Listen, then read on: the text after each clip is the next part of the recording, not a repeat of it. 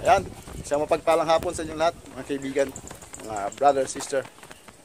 Narito tayo muli sa Laiban, sa may Manggaan, sa may Sitio Magata. Ayan, may pupuntahan tayo rito isang babae na PWD na walang mga paa. Siguro ay inborn siya, naputol yung kanyang mga paa. So yung ating pupuntahan ngayon at kukumustahin yung kanyang buhay.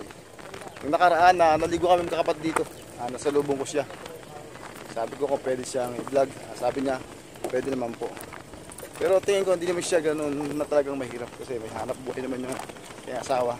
Ang akin dito yung bang maging inspirasyon siya, maging modelo ng mga taong may kapansanan para huwag silang panghinaan o matulong para sa ganun. Magkaroon ng lakas ng loob na lumaban sa hamon ng buhay. Ayan. Kaya pupunta natin si Efren, mga kalingap, mga kaibigan. Samahan nyo ko. At maglalakad tayo siguro mga kalating oras siguro. Bali, yung lugar niya, Nakar Quezon na yun. Tatay tuloy tayo ng hanging bridge na mahaba. At sa unahan noon, nandun yung kanyang bahay. Tara, mga kaibigan, mga kalingap, samahan nyo ako. Brother, mamaya na lang ha. Tuloy muna ako. Ayan, mga kalingap. Ayan, dito natin na sa lubong si Efren. Sa lugar na ito. Ayan, dyan. Tinanong natin kung pwede siyang i-vlog. Sabi niya, pwede naman daw. Kaya yun. Ngayon itong araw na Sabado ngayon, saktong isang linggo. Siya ang ating vlog. Maraming salamat pala kay Yay. Yay, maraming salamat. Eto na, Yay. Meron na akong pang-vlog nang galing sa'yo. Yan, ibibigay natin sa isang PWD na si Efren. So yung ating lilingapin sa araw na ito. At ang purpose ko dito, yung maging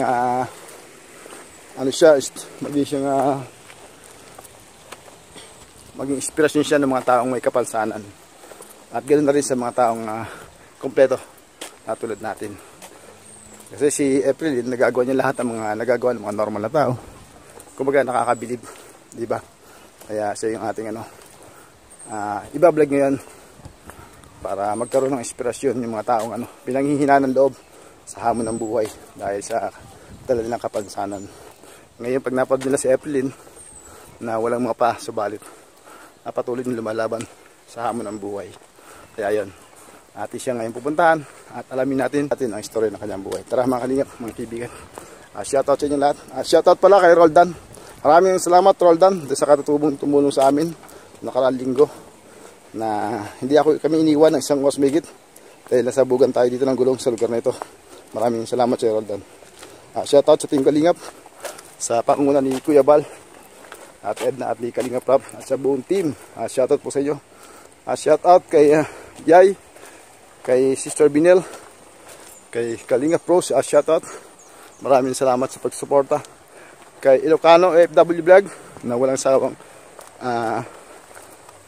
nag-share natin video. Maraming salamat. At malaking tulong sa akin yun. Sa ina ng aking channel. Malaking bagay yun.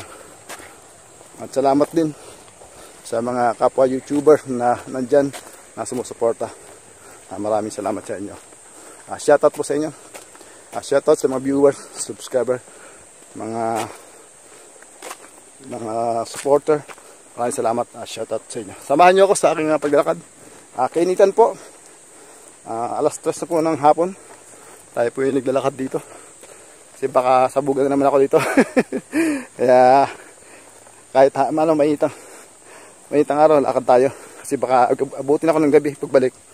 Mahirap na kung putukan ulit ako ng gulong sa daan.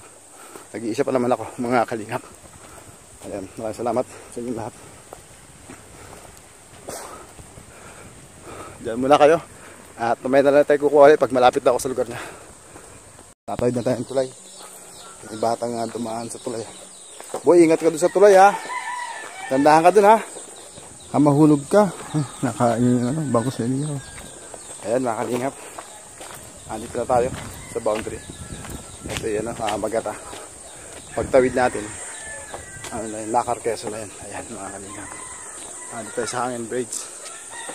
Ayan, nagkataas ang bundok. Sa kabilaan. Sa kanan, sa harapan. Ayan, sa kaliwa. Nagkataas ang bundok.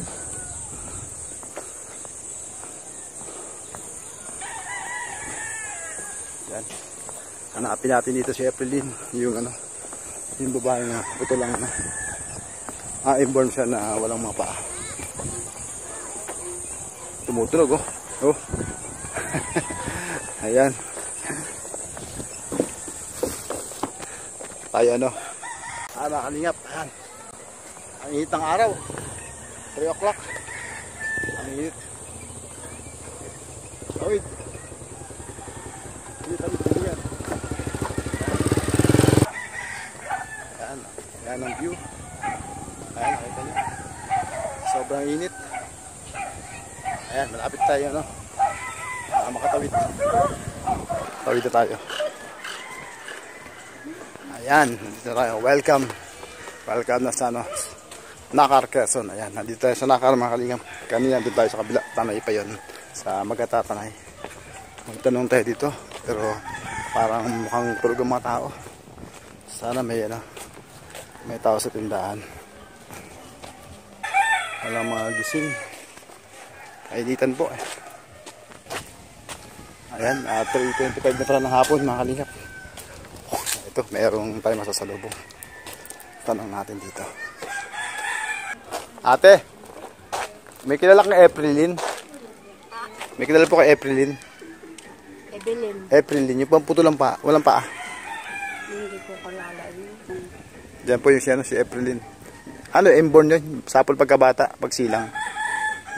Salamat na ya. Thank you po. Ayan, dito pala sila nakatira si Aprilin.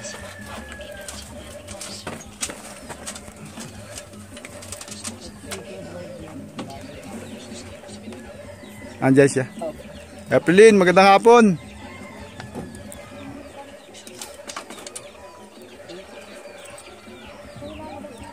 Magandang hapon, Aprilin. Sensya na, istorbo yata ang pagtulog. Saan tayo? Sige po. Ayan po si Aprilin, yung ating nakausap noon. Doon sa, ano, sa may... Ano lugar yun, paliguan, nadaanan mo kami? Nadaanan kita? Sa Manggahan po. Ayun, sa Manggahan. Be! Saan tayo? Ibas ka dito ng bangko. Okay na yan, kahit saan. May tao doon sa kubo. Si nandyan. Nanay mo? Nabanggit mo ba sa kanya? Ha? Ha? Magandang hapon, Nay.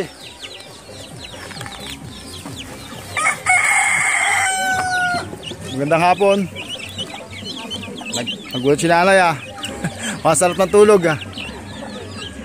Sa patulog may music pa. Ang ganda po, ang ganda ng kubo mo po. Pa-triangle mga kaibigan, oh. Triangle siya. Anak niyo po siya. Pang-ilan po siya sa anak niyo? Pang-ilan po si April?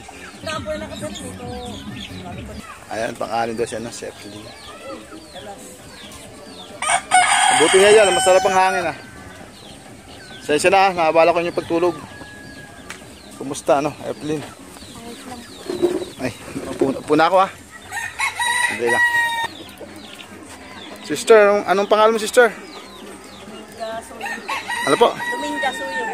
Dominga Suyum. Pang-anim si, ano, si April Nicanyo. Paalim na sunod. May kasunod pa sa kanya. Ngailan po? Ilan pa sumunod kay, ano, kay April? Ito po isang dalawang babae mata, dalawang lalaki. Sumunod ko. Bunso yung nabya naman. Ay, ano ah, sister ah. Yung pong ano, Patinkan po. nung pong isilang yun si April, tapos nung lumabas po sa ganyan, nagulat ba kayo? Gulat po at sinabi sa akin na maghihilot na wag daw akong magugulat kung ang anak ko makita ko ng ganyan, baka daw ako mabaynat. Mabinat. Mabaynat daw. Eh sabi niya, pagka medyo pwede ka nang umupo, tingnan mo na dahan-dahan na lang yung anak mo, huwag kang mabibigla. Hindi lalo kayo matakot nun, parang hindi sorpresa.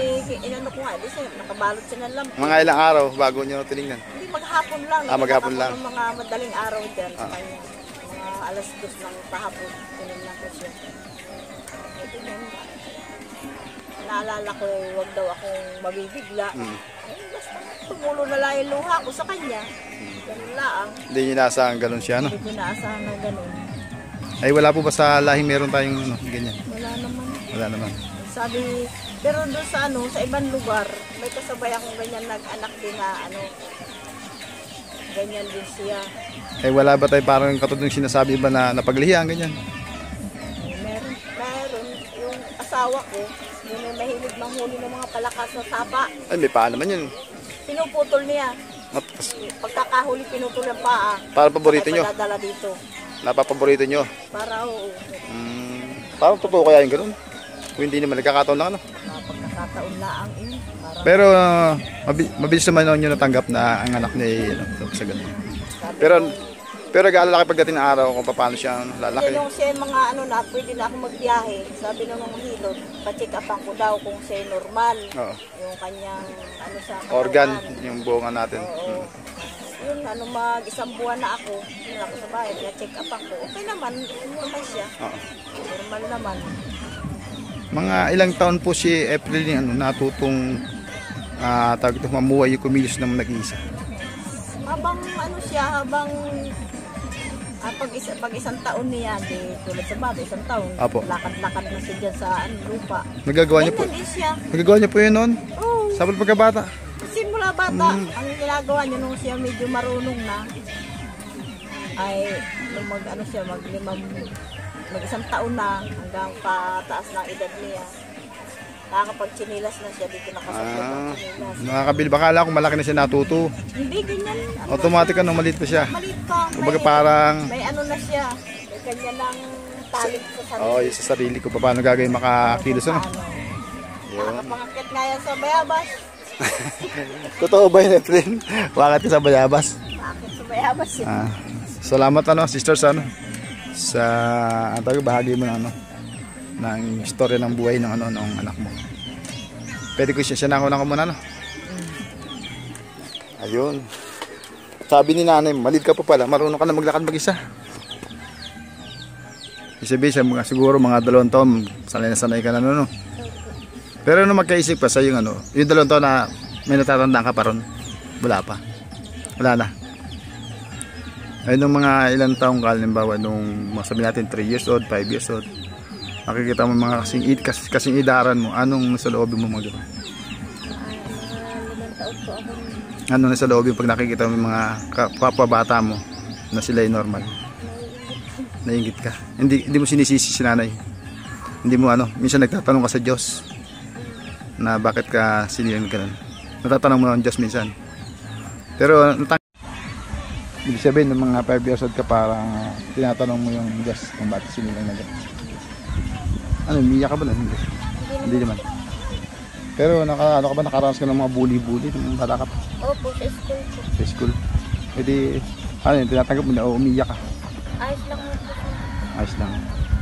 Ano, matagal ba ano, yung mga nambubuli sila o hindi naman nagtagal? Hindi rin naman po. Kumbaga parang nakasanayan ka na rin nila. Ayun. Ayun ang nagdadalaga. Hindi ka ba parang nasa sarili mo ano yung lanay? Tag ba ito? Ibang sabi mo, katulad ng ibang dalaga na kasinilaran mo ng pala na yun. Halimbawa humangatan sa isang lalaki, magkakras. Hindi ka ba nag-word na gano'n na okay, gusto yung kaya? Pumasok ba sa yung isipin ng gano'ng bagay minsan? Minsan po pumasok. Noong time na yun. Pero no, parang wala kang pag-asa na may gusto. Ay, saan kayo nagkakilala ng ano? Dito na rin po. Dito? Ano siya? Katutubo, katulad natin. Katutubo rin po siya. Ay, ikaw, katutubo ka rin ba? Katutubo siya. Wala siya ngayon. Wala po, nasa Batangas. Kasi nilara mo. Kasi nilara mo siya. Kasi ang Diyos kasi talaga ano yan, yung mga plano sa atin, ano man yung pinagkalod sa atin. Katulad ito, yung interview ito. Siguro yun yung plano ng Diyos, yung bang mga taong katulad mo, kahit sabihin natin niya hindi ka kompleto, pero nagagawa mo yung lahat ng nagagawa ng mga taong kompleto, di ba? Parang ang tawag ito, mas magaling ka pa nga sa iba. Kaya yung akin dito yung bang sana ano, yung mga makapanood ng video mo. Kaya yung bang wag silang panghinaan. Diba patuloy siyang lumaban sa hamon ng buhay. Dahil nga sa isang ikaw katulad mo nga, nagagawa mga bagay niya. Sila pa kaya, di ba? At saka siyempre sa mga siguro yung mga lalaki, yung mga taong ano, malakas ang katawan pero hindi nagbabalat na ano. Ng buto no. Anong masasabi mo din sa mga ano, sa mga may kapansanan na katulad mo? Na huwag pong mahihiya, lumaban lang po sa hamon ng buhay. Patuloy lang. Kakakilan ng pag-asa ang buhay. Katulad mo, no? O, tayo mo, si April po, ayan. Yan po yung kanyang message po sa mga taong may kapansanan dyan na patuloy lang ano, lumaban sa hamon ng buhay. At tanggapin kung ano tayo na pinagkaloob ng Diyos. Kasi may plano Diyos sa atin. Katulad niya, bagamat siya ganun, pero sa pamagitan po nito, eh, siya po ay magiging inspirasyon ng mga tao makakapanood na patuloy na lumaban. Kahit tayo makapansanan, kahit tayo, huwag mawalan ng pag-asa. Ayan. Ay, nung maliit ka, anong mga bagay na gagawin mo? Marami rin naman po. Ikaw sabi na rin, totoo nakakakit sa puno. Opo. Anong klaseng puno yun? Ay, isa po yung maraming sang. Ano yung mga bayabas yun? Pero hindi naman masyadong malalaki siguro at malataas, ano? Marunong ko lang. Ano ba yan? Huwag kang ma-open, ano? Paano mo nilagay? Ano ba siya yung... Indoor, yung ano po. Parang dito ba yun? Dapat, Dani? Parang dito ba dapat yun? Oo. Pero ibig sabihin, kung dito man yung maikli, kung dito mahalin ba yung maikli, ano? Kasi mabuti ito, no? Yung halimbawa ito ganito mahaba, parang nahati lang. Nahati lang siya, ano? Pinakatuhod niya. Oo. Meron siyang umusti na konti din na laman. Pero yung parang yung dugtungan na natin kung tutusin, no? Maganda naman kasi kala ko dito. Hindi naman pala. Tingin ko nga daw, mga, sister. Ano mo yun? Ay, mga kaligap, oh. Aning Pwede bang ano? Touch ko. Ang lambot niya. Ang lambot niya.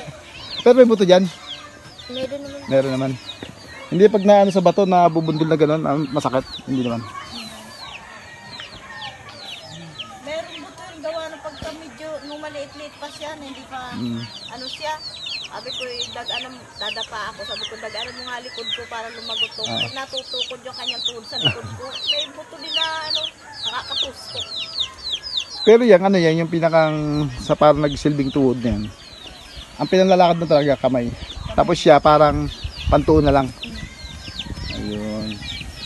Pero hindi siya pwedeng parang i-ganon, i-pwersa, ibuhat yung katawan mo. Hindi pwede, no?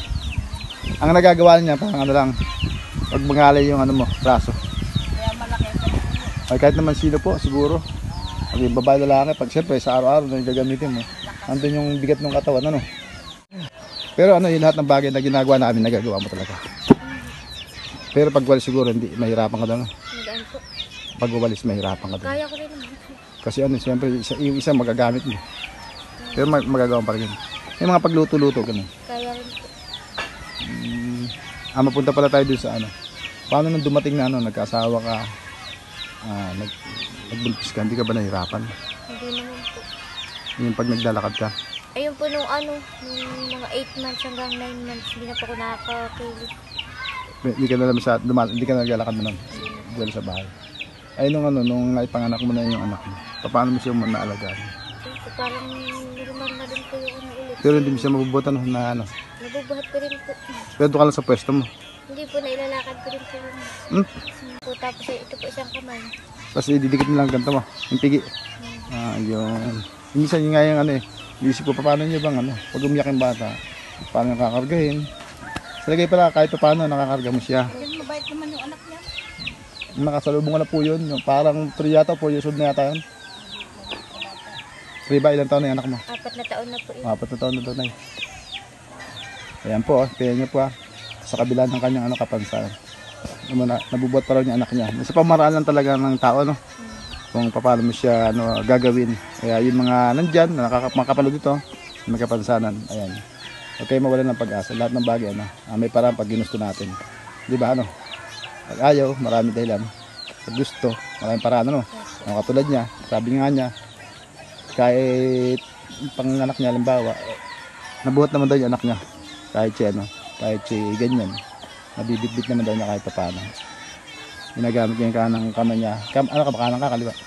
Kaliwa po. Yung kaliwete, yun. Ayan, ay pambuhat mo sa bata ron. Ito po.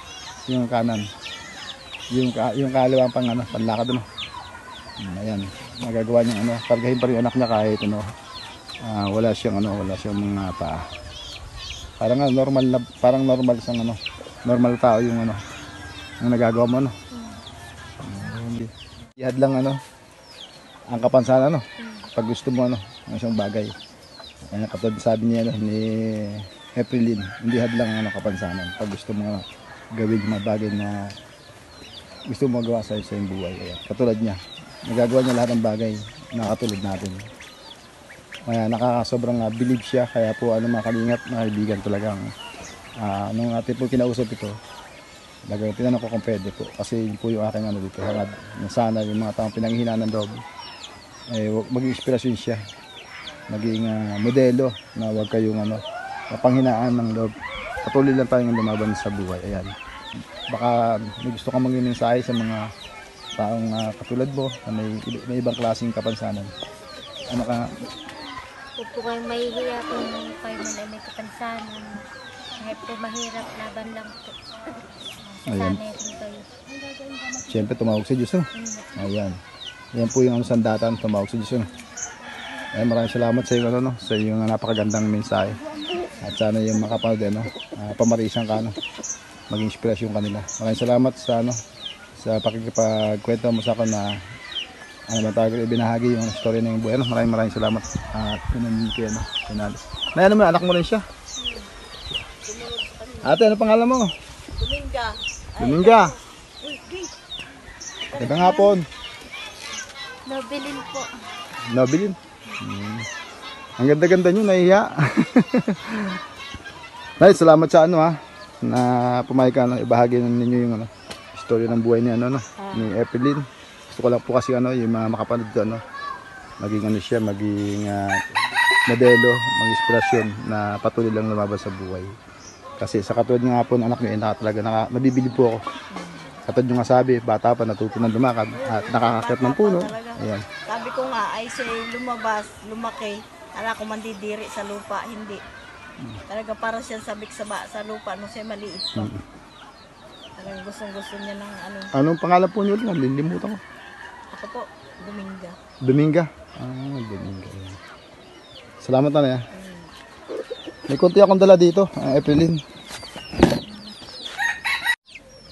Eprilyn, ito tayo ng 5 kilo bigas. Ito, isang dosena ng itlog. Maraming salamat po. Ito, grocery. Ito, sa tingin mo ito? Ha?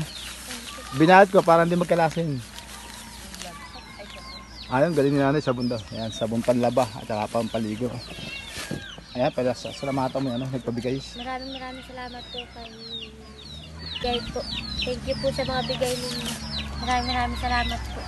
Ayan, maraming salamat po, Sister Jai, sa pinadala mo. Ito, binigyan na natin kay Eprilyn. Ayan, tayo dumayo rito. Bali, Quezon na po raw itong lugar to. Quezon nga ba? Quezon na ito. Quezon, Nakar? Malibay. Pero Nakar Quezon po ito. Ayan, sa Nakar Quezon.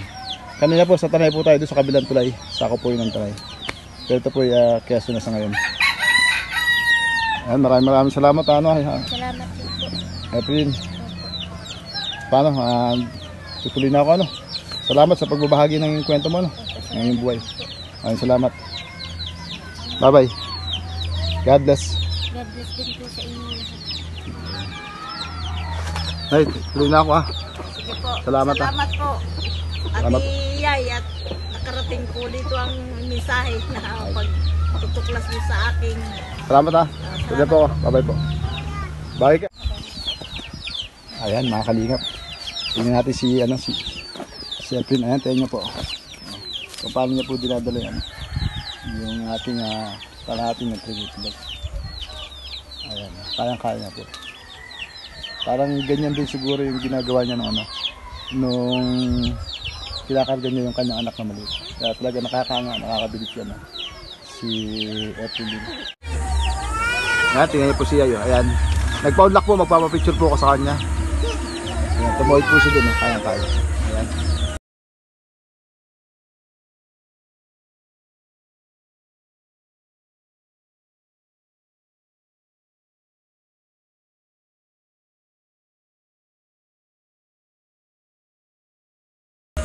Ayan, namumutim na tayo sa init.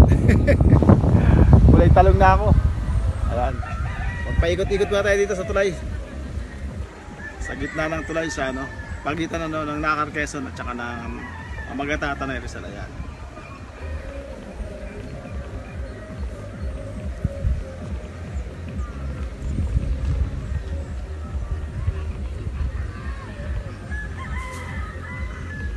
Dahil sa kabila at masyadong pag dito ako negro.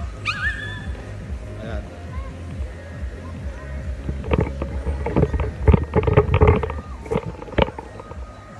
Bye bye. Bye bye. Shoutout sa inyo lahat. Tawin na si Kalingap Edward T.